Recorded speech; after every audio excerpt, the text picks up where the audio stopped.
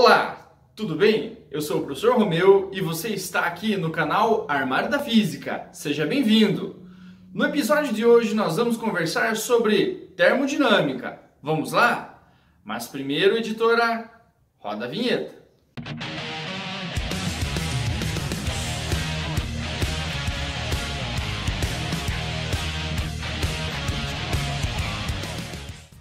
Quando nós falamos em termodinâmica, o enfoque que nós vamos dar agora é com relação à energia. Eu já vou adiantar para vocês que nós temos três formas de energia que elas são relacionadas na termodinâmica. A primeira delas é a energia interna. Nós falamos que essa energia ela tem a ver com a energia cinética média das partículas que constituem o sistema. A segunda é a energia relacionada à realização de trabalho. Ela tem a ver com expansão ou compressão de uma massa gasosa. E a terceira forma de energia que nós vamos relacionar, ela está diretamente ligada ao calor trocado entre o sistema e a sua vizinhança. Mas para poder dar sequência a essa ideia e entender um pouquinho melhor essas interações aí de energia, nós temos que definir o que é um gás ideal. Então, algumas características elas são importantes, das quais eu destaquei três características para vocês que você não pode esquecer quando vai falar ou explicar o que é um gás ideal, qual que é o comportamento dele. Então, esse gás ele precisa ser um gás inerte, isto é, um gás que não interage com outras partículas de modo a sofrer uma reação química, mudar ali o número de moléculas naquele recipiente, por exemplo, que contém esse gás. As colisões desse gás elas devem ser colisões elásticas. Professor, o que se quer dizer com colisões elásticas? Lembra lá da mecânica? Uma colisão elástica é aquela que conserva-se a energia cinética total do sistema. Isto é, a energia cinética antes é a mesma após todas as colisões. E a terceira condição, esse gás ele deve ser um gás rarefeito. Isto é, a concentração do número de partículas ela deve ser muito baixa em relação ao volume total que confina esse gás. Mas vamos diferenciar uma coisa. Um gás ideal ele existe? Não. O próprio nome já fala que é uma idealização. Isto é, ele pertence ao mundo das ideias. No mundo físico nós temos gases reais. Mas professor, então qual que é a vantagem de estudar um comportamento de um gás ideal se nós só temos gases reais? Mas é que um gás real ele pode se aproximar de um gás ideal. Em que condições? Para que essas condições elas sejam aproximadas à realidade, nós temos que trabalhar para garantir que aquela substância ela continue na forma gasosa, tem que estar numa temperatura elevada. Certo? Se nós formos reduzindo a temperatura do sistema, ele pode deixar do estado de gás e começar a apresentar comportamento de vapor. E isso pode mudar aí a maneira de algumas interações. Então, para que garanta que o nosso gás real ele se aproxime de um gás ideal, nós temos que trabalhar a elevadas temperaturas. E a segunda condição, para que mesmo com elevadas temperaturas, isto é, ele está sofrendo várias colisões ali com o sistema, entre as várias partículas que constituem esse sistema, mas para que garanta que ele seja rarefeito, isso é, continue com uma baixa concentração de partículas, nós temos que a pressão no sistema lá deve ser baixa, certo? Então são essas duas condições que aproximam o comportamento de um gás real ao comportamento de um gás ideal. Tá, mas e qual que é a temperatura que nós vamos usar aí então para resolver os problemas na termodinâmica? Nós vamos usar a temperatura oficial da física, a oficial do sistema internacional, medida em Kelvin. Professor, mas por quê? Então lembra que temperatura é uma grandeza associada à energia cinética média? Digo que a temperatura do sistema é proporcional à energia cinética, não existe temperatura negativa. Por isso que nós vamos usar essa relação de conversão quando eu não tiver minha temperatura na escala Kelvin. Nós vamos falar agora sobre um importante diagrama que é analisado na termodinâmica, o diagrama PV, isto é, pressão versus volume. Eu quero que você repare aqui, nós temos dois pontos localizados nesse gráfico, em que esses pontos eles correspondem a estados termodinâmicos. Exatamente, lembra lá a substância ela encontra-se no estado gasoso, na condição de gás, acima de uma temperatura crítica. Cada ponto que eu localizar então essa substância gasosa que descreve os valores de pressão, volume e vocês vão ver também que temperatura ele está envolvido nesse processo, ele corresponde então a uma coleção de variáveis que descrevem um estado termodinâmico. Então eu posso descrever os estados termodinâmicos A e B como descritos em função então das pressões, volume e temperatura que localizam cada ponto nesse diagrama. Partindo dessa ideia da evolução de estados termodinâmicos, nós temos uma condição: se o sistema ele for fechado, isto é, o número de mols for uma constante, ou seja, o gás continua inerte, não muda o número de mols no sistema, nós temos que essa relação de igualdades ela vai ser válida. Professor, que relação que é essa? Produto pressão vezes volume dividido pela temperatura no estado A tem que ser igual ao produto pressão vezes o volume dividido pela temperatura no estado B. E isso vai valer para tantos quanto estados termodinâmicos nós tenhamos. Isso vai ser uma constante. Mas essa constante é a mesma para todo e qualquer gás? Não. Você vai ver que essa constante ela depende do número de mols. Na verdade, essa constante ela é o número de mols multiplicada pela constante universal dos gases nas unidades do Sistema Internacional, se você estiver trabalhando aqui também nas unidades do Sistema Internacional.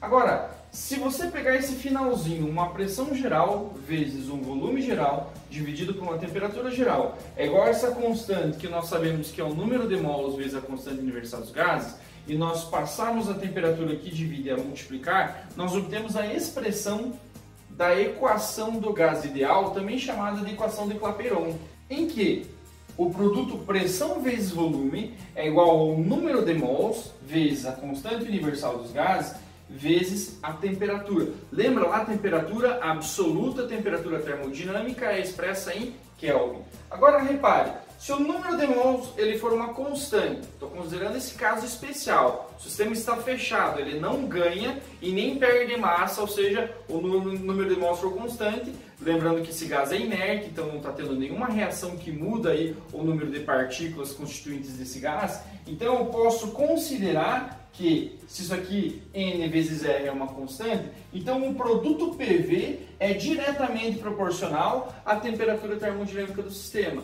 E olha que legal, se nós analisarmos esse gráfico aqui, evoluindo então do ponto A para o ponto B, não ponto, né, estado, do estado termodinâmico A para o estado termodinâmico B, nós podemos perceber, independente de ter ou não ter valor, que aumentou o produto PV. Se aumentou o produto PV, aumentou também a temperatura.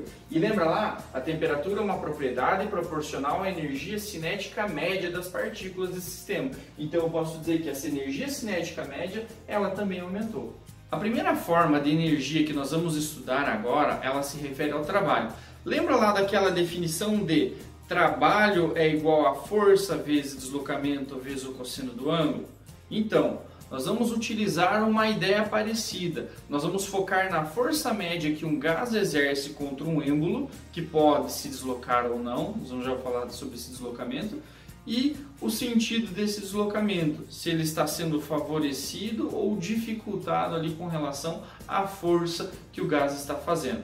Imagine que o gás ele está confinado e ele exerce, devido à pressão, às sucessivas colisões que as partículas elas estão sofrendo contra as paredes do recipiente, elas vão pressionar, isto é, exercer uma força contra este êmbolo que confina esse gás. Esse êmbolo ele pode se mover no sentido de uma expansão, aumenta o volume, ou compressão, diminui o volume.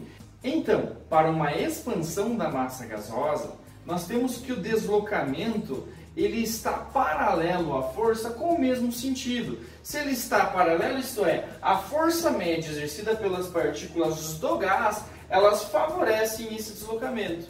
Desta forma, o trabalho realizado pela massa gasosa ao longo de uma expansão, ele leva sinal positivo. É um trabalho do tipo motor. Ele é realizado pelo gás, ou seja, o gás que está produzindo esse deslocamento, e porque o gás ele realizou esse trabalho, devido à força média exercida aqui pelas partículas, nós temos que, então, essa massa gasosa ela cedeu energia em forma de trabalho. Agora, para uma compressão, veja, a força, as partículas elas continuam empurrando o êmbolo, só que o êmbolo ele vai sofrer um deslocamento contrário a essa força. O gás está sendo comprimido nesse sistema. Se está havendo uma compressão, os vetores força média exercido pelo gás e deslocamento, eles têm sentidos contrários. E nesse caso, o trabalho vai ser negativo. O trabalho ele acaba sendo realizado pela vizinhança sobre o gás. Dessa forma, o sistema ele recebe trabalho. Agora, e se não tiver deslocamento? Que transformação que é essa? Galera, se não tiver deslocamento, nós estamos falando de uma transformação isocórica, isométrica ou isovolumétrica. É uma transformação na qual o volume ele continua constante. Se não muda o volume, eu posso dizer então que não há realização de trabalho, nem pelo, nem sobre o gás. Agora, se você quer entender um pouquinho mais as transformações fundamentais, isotérmica, isocórica, isobárica, dá uma olhada aqui no vídeo do meu amigo professor Fernando, que fala aí sobre essas transformações gasosas. Agora, o que o diagrama PV ele pode me informar com relação ao trabalho realizado em uma transformação gasosa? Veja só, então a área abaixo dessa curva aqui que indica o processo, a transformação de estados termodinâmicos, ela me dá justamente o valor numérico desse trabalho. Então nós temos que o trabalho realizado ao longo de uma transformação gasosa é numericamente igual à área do gráfico diagrama PV, abaixo então dessa curva. Para saber os sinais, nós já definimos isso. Se o volume aumenta, estamos falando de uma expansão. O trabalho é positivo, realizado pelo gás, ele cede trabalho. Se o volume diminui, nós estamos falando de uma compressão. O volume diminuiu, isto é, o trabalho é negativo, realizado pela vizinhança agora sobre o gás. Ele recebe energia em forma de trabalho. E se eu tiver uma transformação cíclica? Então quer dizer que eu vou pegar somente a área do ciclo? Isso mesmo. E o sentido da rotação do ciclo vai me dar o sinal do trabalho. Sentido horário, trabalho positivo. Sentido anti-horário, trabalho negativo. A segunda forma de energia que nós vamos falar agora é a energia interna. Professor, que energia que é essa? Essa forma de energia está relacionada com a energia cinética média das partículas que constituem um gás. Nós temos três formas de energia cinética. A energia translacional, que tem a ver então com o deslocamento de partículas no sistema. A energia rotacional, de uma partícula poder girar em torno de um eixo de rotação. E nós temos a energia vibracional, aquela relacionada aos sólidos, quando você eleva a temperatura do sistema e provoca, por exemplo, alguns fenômenos como a dilatação térmica. Como nós estamos falando de gases, nós vamos focar nessas duas primeiras. Então, a energia interna, eu posso dizer que ela é a soma das energias cinéticas translacional e rotacional das partículas que constituem o sistema. Sobre a energia interna, nós podemos dizer que ela é uma função, certo? E ela vai ser uma função de estado. Já vou dizer o que isso significa do ponto de vista matemático, mas ela é uma função do número de mols e da temperatura absoluta do sistema. Se o gás ele for inerte e estiver num sistema fechado, o número de mols é uma constante. Então, a variação da energia interna ela passa a depender exclusivamente da variação da temperatura. Agora, qual que é a expressão matemática que permite calcular a energia interna? A energia interna ela é diretamente proporcional ao produto nRT, número de mols, constante universal dos gases e temperatura termodinâmica do sistema. O que esse A aqui é uma constante de proporcionalidade? Essa constante ela é um coeficiente de atomicidade, que eu estou chamando aqui, ela depende então do tipo de molécula que constitui aquele gás. Se for um gás de átomos, isto é, um gás monoatômico, onde, por exemplo, você pode citar aí os gases nobres, nós vamos ter então esse coeficiente de atomicidade aí igual a 3/6, referente que esse gás ele tem 3 graus de liberdade. Se for um gás diatômico, aí nós começamos a falar de moléculas, o coeficiente então de atomicidade ele vai ser dado por 5/6, nós temos 5 graus de liberdade.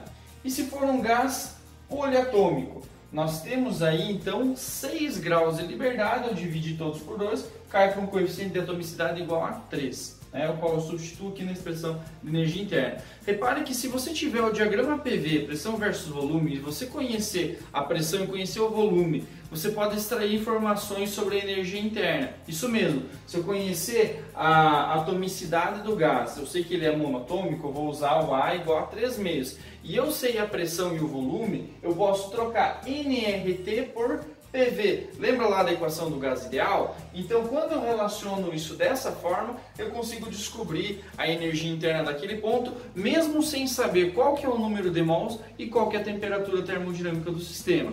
Aliás, nós temos ainda uma observação.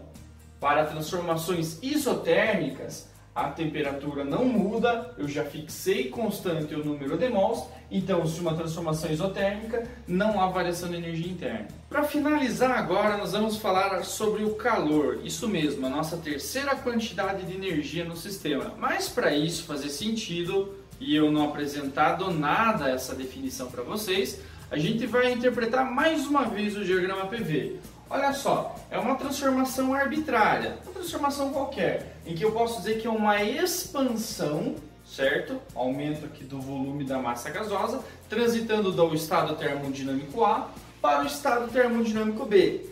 O que aconteceu nessa transição? Repare duas coisas. Primeiro, o volume aumentou. Se o volume aumentou, é uma expansão, o trabalho ele é positivo, realizado pelo gás, ele cedeu energia em forma de trabalho. Então veja, o gás utilizou parte da sua energia em forma de trabalho, ele cedeu em forma de trabalho. Mas repare na tendência, eu saio de um ponto mais próximo da origem para um ponto mais afastado. É notório que aumentou o produto PV, pressão vezes volume. Se aumentou o produto PV, aumentou a temperatura, portanto aumentou também a energia interna ou a energia cinética total das partículas constituintes desse sistema. Então, como que pode ter aumentado a energia interna e ainda assim o gás ter utilizado parte da sua energia para realizar trabalho? A única explicação é que ele tenha recebido uma energia de fora do sistema. Exatamente. E a essa energia nós chamamos de calor.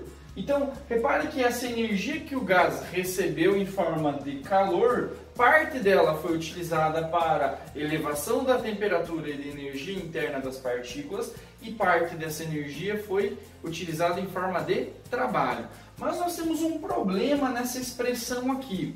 Calor e trabalho, eles dependem do tipo de transformação, do caminho que você executou. Exatamente. Se eu sair do estado termodinâmico A e ir para o estado termodinâmico B, por caminhos, isto é, por processos diferentes, eu vou ter áreas diferentes, portanto quantidades de calor e de trabalho diferentes. Agora, lembra que a energia interna ela depende do estado pressão vezes volume, ou então do número de mol vezes a temperatura multiplicado pela constante universal dos gases? Quer dizer o seguinte, que ela não depende do caminho que você escolheu para calcular a variação da energia interna. Ela só depende do valor da energia interna final e da inicial para você conhecer a variação dela. Então, por isso que nós dizemos que a energia interna, assim como a entropia, elas são funções de estado termodinâmico. Elas independem do processo que você escolheu, do caminho realizado aqui numa transformação qualquer. Agora, a quantidade de energia trocada em forma de trabalho ou trocada em forma de calor,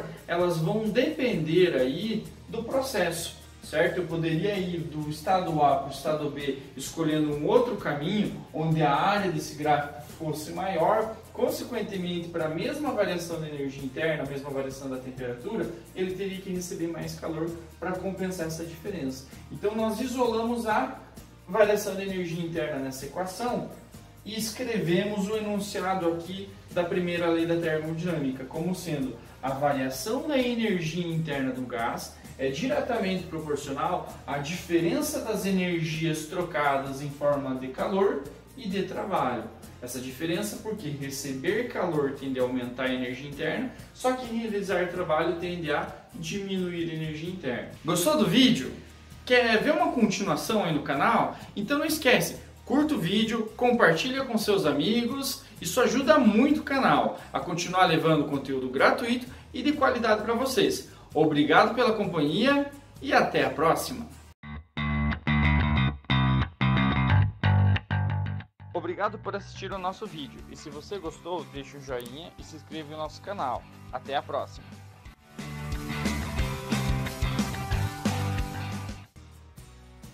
Ah, você ainda está aí? Então eu vou fazer uma pergunta. Uma geladeira é ou não é uma máquina térmica? Se você quiser parte 2 desse vídeo, não esquece. Até a próxima!